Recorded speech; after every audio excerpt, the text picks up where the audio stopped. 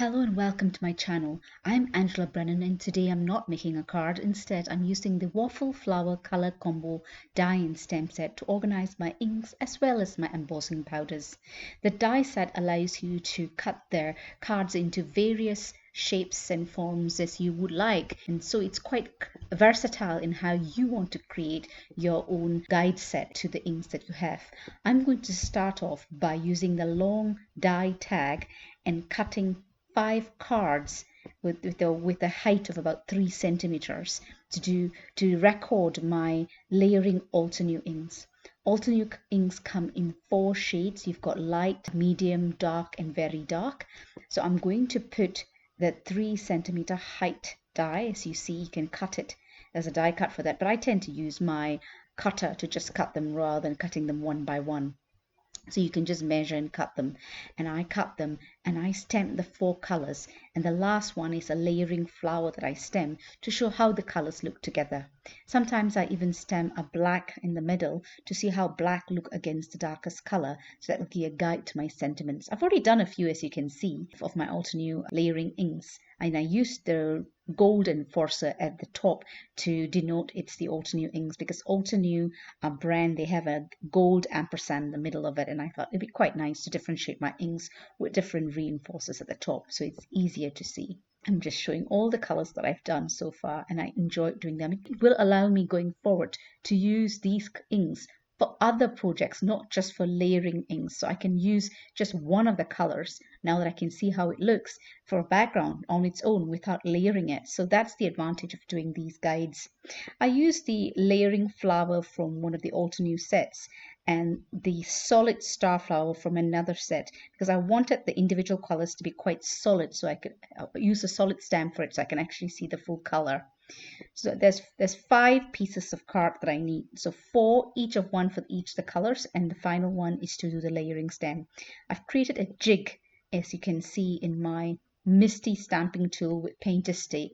So there's not much thinking to be done. Even got the layering stamps organized in the right place on the door of my Misty stamping tool, and therefore I can just follow the 1, 2, 3, 4 and stamp away without doing much thinking and have all this organized for future use. So you'll see what I mean. I'm going to start with the Martian terrain colors, which are the reds. And it's a guide card given by Altenew when you buy these stamps to say which is your lightest color, though you can see it actually, but it's nice to have it as well. But the color is not true on the cards because how the inks turn out will be on the card that you stamp on. So I'm doing all my samples on the cards that I normally stamp on, which is the Nina Sola white cardstock 85 pounds, which is about 216 GSM. That's what I use, so I know how the inks will look on the card that I normally use for my projects. So I'm going to leave you with some music so you can see how I do this. See you in a bit.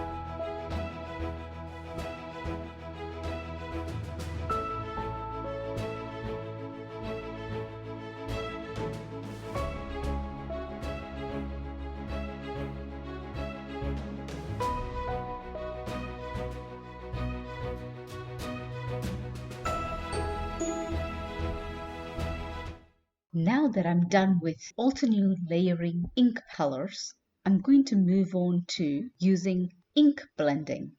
Now I've done a few distressed ink oxides already.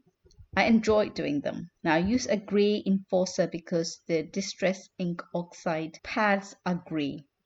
Now I'll use a black reinforcer for the tags for the distress inks, the original distress inks. So I've done the distress ink oxides, as you can see. I really enjoyed doing them, and I got to know some good combinations. I've got some spares because I want to do some more, and I will do them over time. And these are the distress ink oxide tags that I've created. Well, I've not done them yet, but they are black reinforcers because I want to do distress inks, the original ones. So the first one I'm going to show, I'm using Strathmore Bristol Smooth card. This is the card I normally use when I use distress inks. So it's good to do your samples on the card that you'd normally use. So I've cut it out by 2¼ inch by 3¼ inch. It's slightly bigger than what's required for the tag, but I've done that so you don't get to see the color that pools at the sides of the card. So I've done it slightly bigger, and then I'll cut it out when I stick it onto the tags. Again, I'm showing you that why I'm using a grey enforcer and a black enforcer, because they're distress inks as well as distress oxide inks. That's the reason. And I like using different reinforcers in the tags to denote what they're for. For the first combination is a scattered straw, dried marigold, and peel paint. Now these are 3 distress inks that were in the original set, which I got probably about 10 years ago. When distress inks first came out, I was a big fan of it. Now for distress inks, I use the domed foam pad because it's a little bit harder to blend distress inks. For the distress oxide inks, I use the normal foam pad because it's easier to blend distress oxide inks because they are pigment as well as dye inks, whereas distress inks are pure dye inks and it's a little bit more challenging to blend. So I use the domed pad, which is slightly dearer than the normal pads. So I start off with a scattered straw. Now I'm going to leave you with some music while you see how I blend the inks.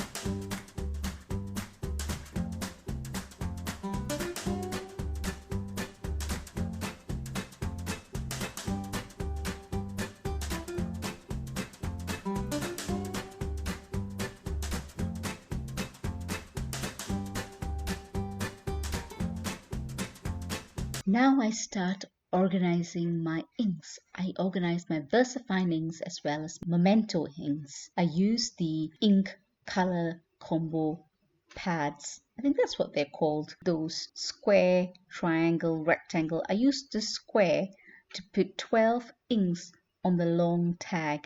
So I start off with the VersaFine. I also do my Memento inks and then I move on to my embossing powders. Memento inks, because that's how I use them as well. They're dye inks. Again, I'll be back later.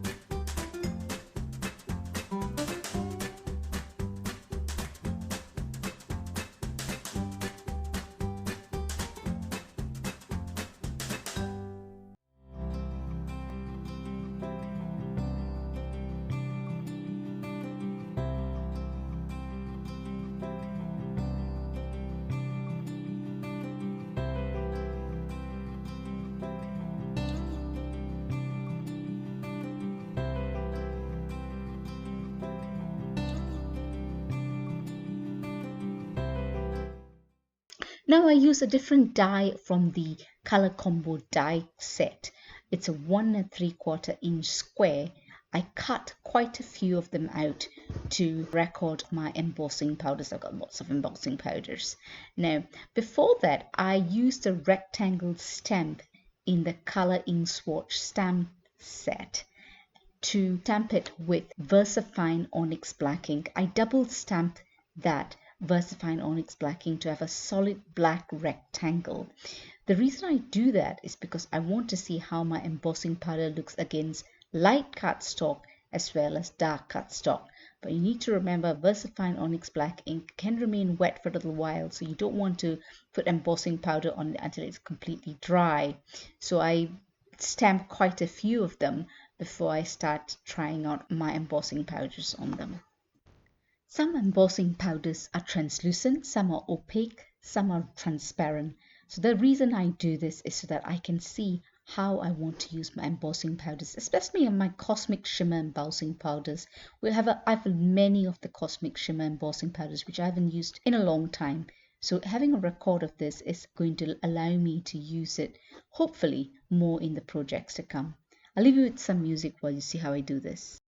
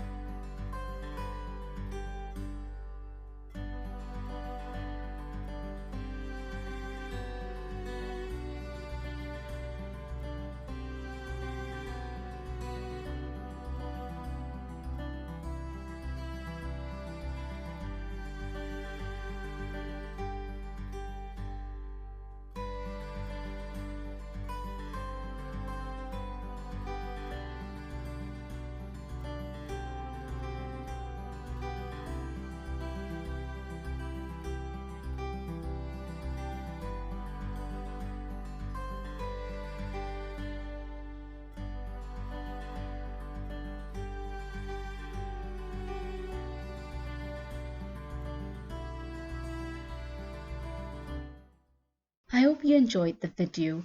I liked documenting all of my inks and embossing powders, and I hope it's going to make me more efficient in my creativity going forward, and I hope to use them in the forthcoming projects. If you enjoyed the video, please like and consider subscribing. Until the next video, please stay safe and have a lovely day.